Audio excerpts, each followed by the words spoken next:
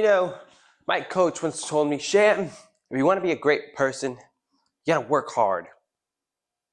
And I threw a bagel at his face for that. Science. Okay, today we're going to be talking about friction in surfaces. Okay, if you were to look at Earth from space, it would look pretty smooth, actually. It would look pretty nice, pretty tight. But we know that down here on Earth, not everything's smooth. They got hills and they got jagged things, they got mountains and they got canyons. Things aren't exactly smooth on Earth. But from space, it looks smooth. And it turns out that all surfaces are like this.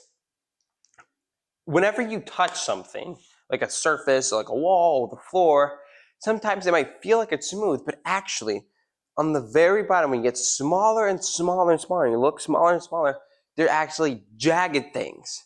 They're jagged things. It's not actually smooth. It's actually really choppy.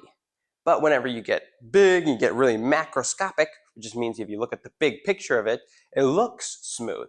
But it's actually jagged and it's got dents, it's got spikes on it. We just can't see it, they're too small.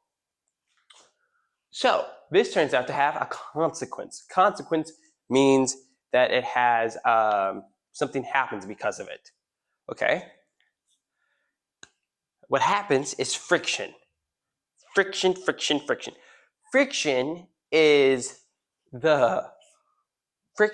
anything that pushes back or rubs against you or stops something from moving. So it's anything small, like that stops something from moving, like the jaggedness of the floor. Sorry, camera's falling.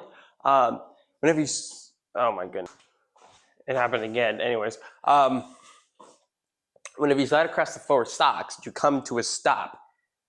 And the reason you come to a stop is because whenever you're sliding across the floor, those jaggedness on the surface of the floor, the small things you can't see, those jaggedness, are interlocking and stopping and pushing against your feet.